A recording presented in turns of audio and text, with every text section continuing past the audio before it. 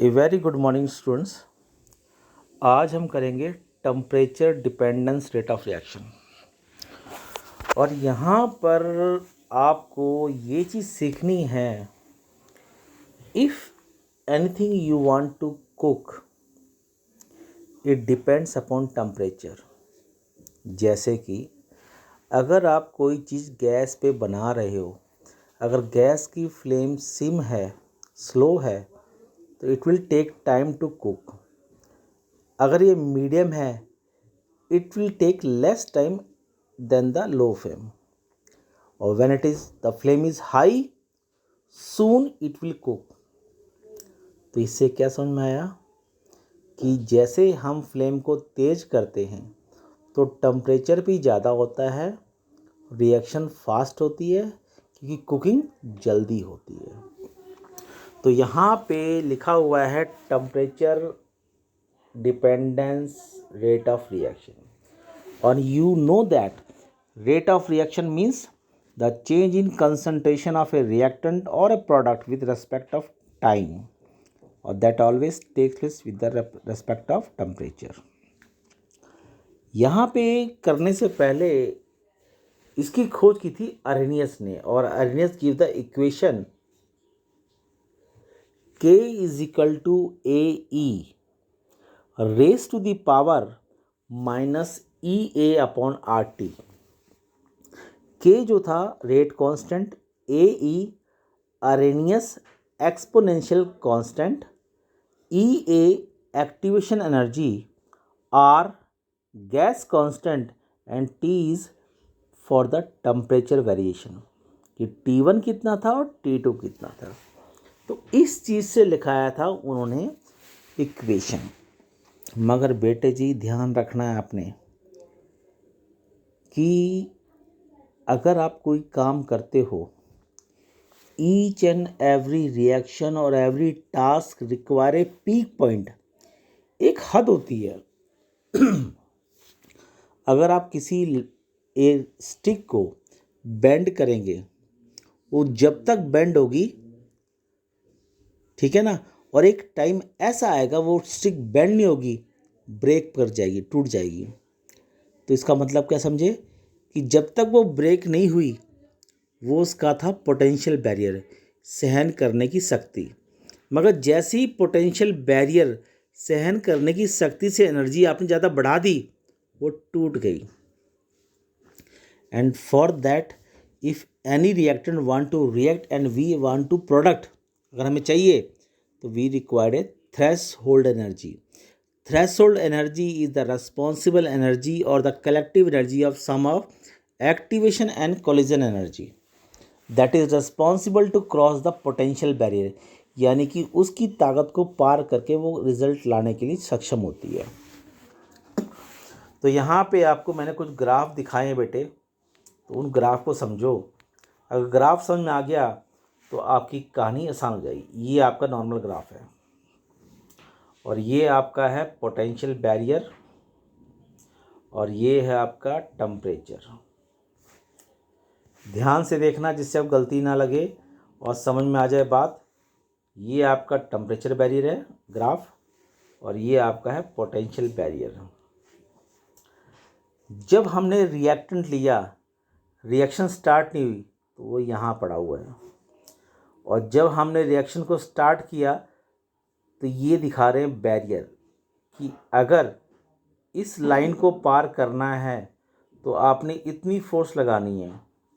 इतनी फोर्स लगाने के लिए आपको चाहिए activation energy plus collision energy. That both energy is responsible to cross the potential barrier और activation barrier, and that will the responsible to form the product. ये product आपका बनेगा प्रोडक्ट। क्या बनेगा बेटा? ये आपका बनेगा प्रोडक्ट। ओके, यानी कि आप खुद समझ लो, अगर आपको 2 फुट की दीवार टापनी है तो आप कितनी एनर्जी लगाओगे? You will apply the energy enough so that you can cross the 2 foot wall. तो वैसे ही हम बोलते हैं एक्टिवेशन एनर्जी, मतलब ये होता है कि just to activate the reaction. अगर हम कोई नया सिम भी परचेस करते हैं मोबाइल फ़ोन का, तो उसको बोलते हैं कि सर आपने 55700 में फ़ोन करना है, अपना नाम, अपना आधार कार्ड अपना बताना है, तो एक्टिवेट होगा। तब जाके एक्टिवेट होने के बाद फिर फ़ोन नंबर चालू होता है। Similarly for the any reaction when we want to reactant react, we apply a temperature that is called an activation energy for the reactant to react. और वो जब रिएक्ट करते हैं तो रिएक्टर में टकराते हैं, टकराने मतलब कोलिजन एनर्जी लगती है। तो collision energy and the activation energy responsible to form the product. तो कुछ काम इस प्रकार से होता है।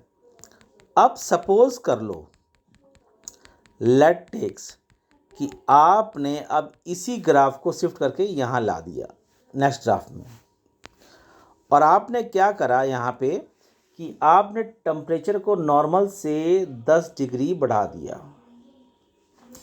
तो आपसे क्वेश्चन है, normally when you prepare a 2 cup of tea at a low temperature, how much time it will take. तो आप कहोगे सर अगर लो सिम में चाय बनाएंगे 2 कप तो 15 मिनट या 10 मिनट लग जाएंगे। अगर आपसे क्वेश्चन टीचर पूछे कि बेटे अगर लो की जगह अगर हाई पे बनाओ तो कितना समय लगेगा, तो आप कहोगे 5 मिनट सर। सिमिलरली ये 5 मिनट मतलब क्या हो गया, जो टाइम ज़्यादा था वो टाइम क्या हो कम, यानी कि पोटेंशियल बैरियर जो क्रॉस करना था वो अब लो हो गया क्योंकि टेम्परेचर आपने ज़्यादा कर दिया है। वही देखो बेटा सिखाने के लिए कि यहाँ पे वही चीज़, यहाँ पे पोटेंशियल बैरियर आ गया और यहाँ पे आ गया टेम्परेचर। आपने जो पहला ग्राफ के नॉर्मल किया था टेक्स टाइम, मगर जैसे ही आपने T+10 डिग्री टेम्परेचर इंक्रीज़ कर दिया तो ये पोटेंशियल बैरियर नीचे आ गया और ग्राफ कहाँ से होके ऐसे हो गया, get broaden to the right side.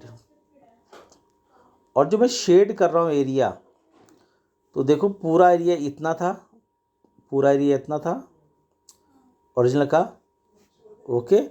इस अगर ओरिजिनल को काट दो और जितना नया ग्राफ आया उसको आप करो, यानी कि यहाँ से लेके यहाँ तक, यानी कि यहाँ से लेके यहाँ तक नीचे का छोड़ दो, तो आप कहोगे सर वाकई सर जो आपका ग्राफ जो ऊपर वाला है, यानी कि area of the temperature T+10 degree is twice of the area of the temperature टेक्स plus T degree Celsius. Normal temperature के साथ जो आपने लिया था सर उसका एरिया जो है हाफ है T+10 डिग्री, यानी कि रेट कांस्टेंट डबल हो जाता है, यानी कि किसी भी प्रोडक्ट की बनने का समय कम हो जाता है। ओके बेटा, तो ये क्वेश्चन वेरी इंपॉर्टेंट है for the board examination, theoretically भी और क्वांटिटेटिवली भी। ये जो एक्सप्रेशन है ये क्वांटिटेटिवली है। How you can show by the quantitatively method to represent that rate constant nearly get double when the T+10 degree rise in temperature. Okay? अब यहाँ पे आपको उसी चीज़ द अंग्रेजी मैंने बोली है वो समझा रखी है, इंग्लिश में समझा रखा है। ओके बेटा, आपको लास्ट लेक्चर में बताया था कि ये इंग्लिश लिख रखी है। If you are well in good English तो इसको आप खुद भी बना सकते हो विदाउट एनी हेल्प। ओके, इसकी खोज की थी अरेनेस ने, K = A, ये that we called as Arrhenius equation. जब इसको हम इंटीग्रेशन सॉल्व करते हैं तो बन जाता है log K EA/RT plus log natural, यानी कि ये ln है, log natural when we take log natural both side. और जब यही इक्वेशन हम मानते हैं कि T1 पे क्या होगा और T2 टेम्परेचर, तो इक्वेशन 2 बन जाती है T1 एंड T2। ओके, अब इसको हम चेंज करते हैं और इक्वेशन को इक्वेट करते हैं नेक्स्ट के लिए। तो हमने देखा कि T1, तो हमने सब्सट्रैक्ट किया 1 इक्वेशन फ्रॉम सेकंड, तो इक्वेशन को ड्राइव किया। और याद रखना कि जब हम लॉग नेचुरल को ln को लॉग में कन्वर्ट करते हैं तो मल्टीप्लाई करते हैं 2.303 से, ये वैल्यू अपने आप आती है। जैसे कि 1 kg में 1000 ग्राम होते हैं, that value appears itself because we are converting a unit from one form to another. Okay, तो ये चीज़ भूलना मत। और आपका ये टॉपिक इम्पॉर्टेंट है in the case of numerical when you going to solve. तो ये आपका फॉर्मूला याद करना है और that formula is quite important for you, okay, for the CBSE। तो इसको भूलना मत बेटे, ओके। नेक्स्ट टॉपिक है effect of catalyst. Catalyst is a chemical substance which increase the rate of reaction without taking a part of it। जैसे मान लो आपके बीच में दो दोस्तों में लड़ाई हो रही है आप में, और मैं तीसरा इंसान हूँ, मैं कुछ नहीं कर रहा, लड़ाई को रोक भी नहीं रहा, मैं क्या बोल रहा हूँ, ओ इसने तुझे ये कह दिया, ओ तूने इसे ये कह दिया, मैं तुम लड़ाइयों को भड़का रहा हूँ। तो जो लड़ाई 1 घंटे में होनी होगी वो लड़ाई 5 मिनट में हो जाएगी। इट मीन्स कि मैं बाहर खड़ा हूँ, तीसरा इंसान हूँ, I am not taking part in a fight, but still due to my words it will happen within a 5 minutes. तो कैटलिस्ट वो सब्सटेंस है जो सिर्फ एक सरफेस बनाते हैं, एक भूमिका बनाते हैं without taking part in it, और रिएक्शन अपने आप हो जाती है और कैटलिस्ट को फ़र्क भी नहीं पड़ता। तो यहाँ पे सिखाने का मुद्दा ये है बेटे कि ये आपकी वही पोटेंशियल बैरियर और ये आपका टेम्परेचर, और ये आपका नॉर्मल रेट था रिएक्शन होने का। मगर जब कैटलिस्ट लेते हो तो रिएक्शन का टाइम घट जाता है और रिएक्शन क्या होती है, जल्दी हो जाती है। ओके, तो याद रखना कि कैटलिस्ट से क्या रखना बेटा, कैटलिस्ट से जो आपका पोटेंशियल बैरियर है, क्या बेटा है, पोटेंशियल बैरियर है, वो क्या कर जाता है, डिक्रीज़। क्या कर जाता है, डिक्रीज़। यानी जो रिएक्शन 1 घंटे में होनी है वो रिएक्शन जल्दी हो जाती है। But last but not a least, मगर इन सब चीज़ों में आपने एक चीज़ ध्यान रखनी है। वो क्या चीज़ ध्यान रखनी है, whenever this action happen there is a role of proper orientation. कहते हैं कि आपने ताला को खोलना है चाबी से, और ताले में चाबी का छेद दिख रहा है, मगर चाबी जो आप उल्टी लगा रहे हो तो क्या ताला खुलेगा, कभी नहीं। तो यहाँ सिखाने के लिए मैं एक एग्जांपल ले रहा हूँ, ध्यान देखना बेटे। ये एग्जांपल ध्यान देखो, सी के साथ एच एच एच और यहाँ पे बी आ रहा है, और आप इसकी रिएक्शन कैसे करा रहे हो, OH नेगेटिव से करा रहे हो। अगर आप OH नेगेटिव को यहाँ से रिएक्शन कराओगे यहाँ से, तो एक नेगेटिव दूसरे नेगेटिव को रिपल्सन कर देगा, यानी कि अटैक करने नहीं देगा। मगर जब तुम यही काम चेंज करके इसको अटैक पीछे से कराओगे, क्योंकि कार्बन क्या है, पॉजिटिव, तो आसानी से रिएक्शन कर लेगा, क्योंकि Br को पता नहीं लगेगा। तो आपने क्या किया अभी रिएक्शन में, आपने Br को OH को नेगेटिव पीछे से किया, क्योंकि C क्या है, पॉजिटिव, और ये बात किसको नहीं पता लगेगी, Br नेगेटिव को पता नहीं लगेगी। That we called as proper orientation. If anyone is going to ask question कि we are providing activation energy, we are providing temperature, still the reaction is not happening, reaction तब भी नहीं हो रही, तो आपका एक आंसर है due to improper orientation reaction is not occurring. तो बेटे ये चैप्टर का लास्ट टॉपिक था, इसको आपने फॉलो करना है। Go through it topic thoroughly and try to write it notes, follow करो और आप प्रैक्टिस करना घर बैठे, जिससे आपको हेल्प मिले और आप अच्छा कर सको। तो I hope for the best in future, और from the next day I will send the PDF file of the NCERT solution. Somebody is having books, somebody is not having, so go through it and practice it hard and take care. Thank you and have a nice day.